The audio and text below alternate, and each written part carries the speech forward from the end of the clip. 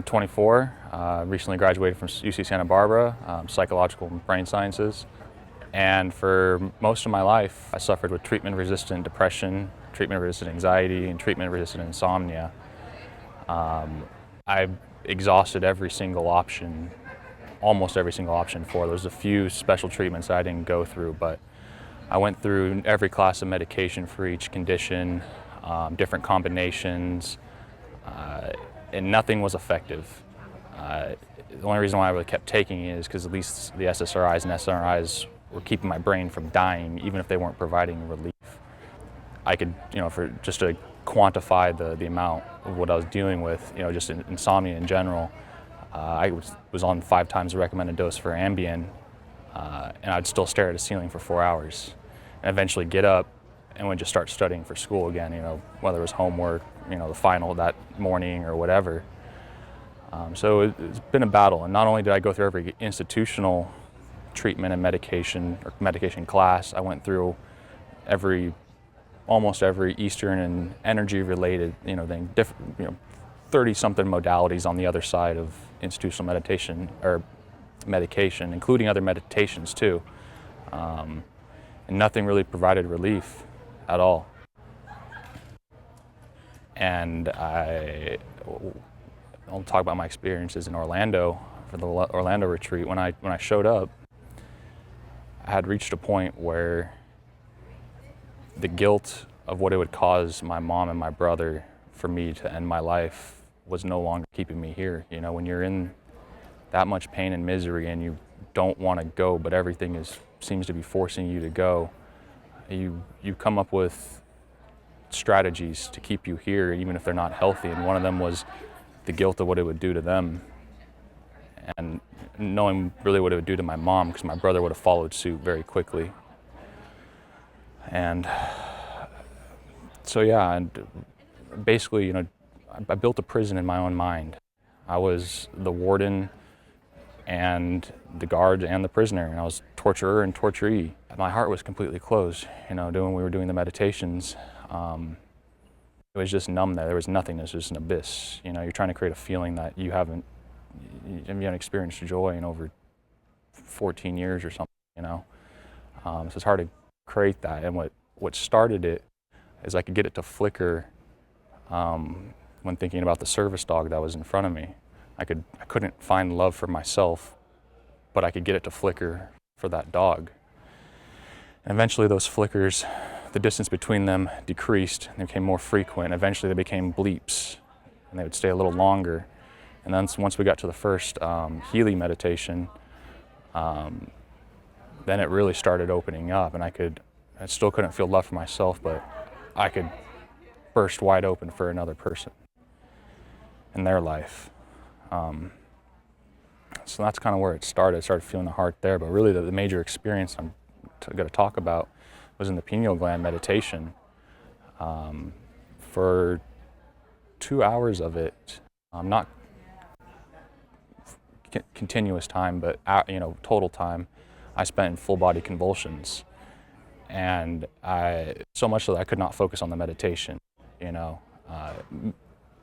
all. I was very much in my body, and I couldn't even hear really what Dr. Joe was saying. It was just so intense, and I knew that was a good thing. So I just kind of let it happen, and was kind of just trying to study it, see if I could increase it, if I play with it a little bit. So I spent that time convulsing and letting my autonomic system reset itself and realign.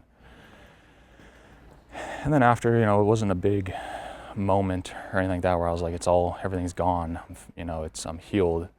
It was more or less kind of like a slow buildup after that. I was no longer in pain, and mental pain is quite hard to quantify, but as someone who's experienced mental and physical pain and non-pain as a traditional pain scale, just as with physical pain where you can't move or barely even string more than 3 words together for a sentence, mental pain is very similar.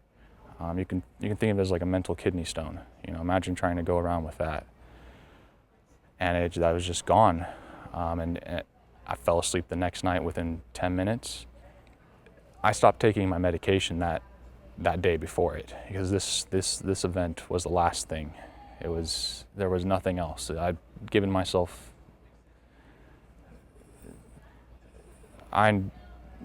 enough grace that I had done enough, and that if this wasn't going to fix it, nothing would. And that was it. So I gave it everything. It was this or death. I was not going to spend the next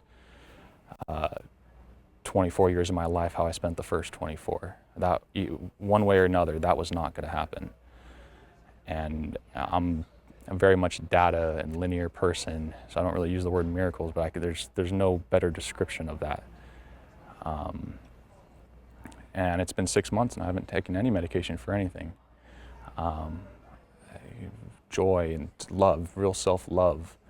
I don't think I've really felt that ever in my life, self-love. I felt joy earlier as a child, but I don't think I've ever felt true self-love.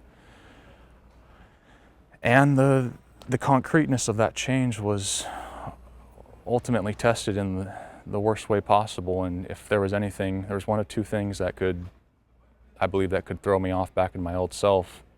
And one of those things happened 3 weeks ago. And it was my little brother suffered with very similar struggles, and his pain and misery hit a tipping point 3 weeks ago, and he left this world. And while I've had obviously the massive grief from it, it didn't throw me back into my old self. And so besides him or my mom dying, I don't really know. There's no other event that would throw me back. That's how concrete it is, and I would trade my relief to have him here, but I can't do that. So it's just a testament to how concrete this change is. And so my recommendation for people is to keep going. Even if you can't, even as much as you can do is show up, that's enough. Build from that. Even if all you can do is sit in a chair, and even if you can't sit the entire meditation, sit for as long as you can and try to go past it. Keep going. Don't lose faith, even when you can't bring up the feeling or picture what you're trying to picture, or even just focus on the meditation. Just do what you can and just keep going. Build off small increments. If you can't feel your heart for yourself, feel it for a loved one or a service dog, or your pet. Find a way and get it to flicker, get a glimpse, and then reduce the time between the glimpses, and just with practice, and then eventually you can sustain it for longer, then eventually it's fully open.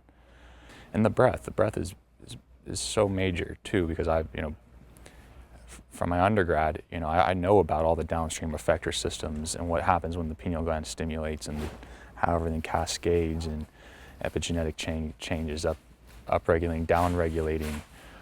So it all made sense, and it's like, yes, I'm glad finally someone else was trying to put it together before I did, so I no longer had to keep trying to synthesize it all from so many different disciplines, biology, endocrinology, psychology, philosophy, neuroanatomy. Someone finished the product. So that was a relief too, because this is exhausting, and I appreciate his work for that, because that is exhausting to synthesize so many different things from so many different areas into one cohesive package. So I'm very grateful for his efforts into that.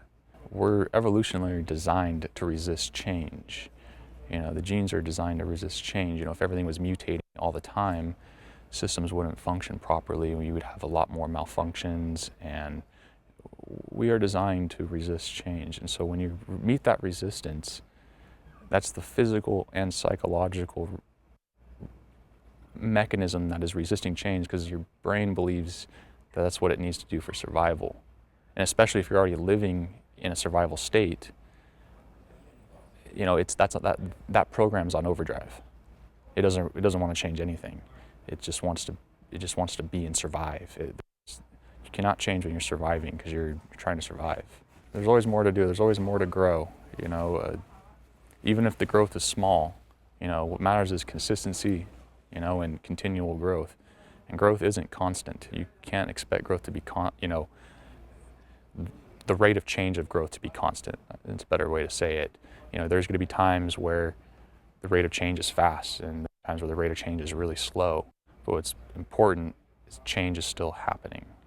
Even if you're not aware of it, just sitting there and overcoming your body or just focusing on nothing or just focusing on your pineal gland, that's causing changes, even if you can't feel them. We don't have a receptor to pick up genetic changes in our body. We can't tell when things are being changed. So even if change is not apparent, it's consciously apparent, it is happening. It just might not be happening as fast as you want it to happen. Which, that's the human universal. We are impatient beings. We want it now. We want everything now. We want what we want now. That's not how life works, or the universe. You have to be patient, even when that's nearly impossible to do so with whatever you're dealing with. What matters is the effort and the intention. This work allowed me to save my life. It allowed me to save my life, and if it wasn't for it, I wouldn't be speaking here. I wouldn't be able to speak at all. Actually, I just wouldn't be here. And now I'm free. I'm free, and I wish we could have got my brother free beforehand, but he hit a tipping point, He hit a tipping point. Do your best to love yourself, and that's what I would recommend.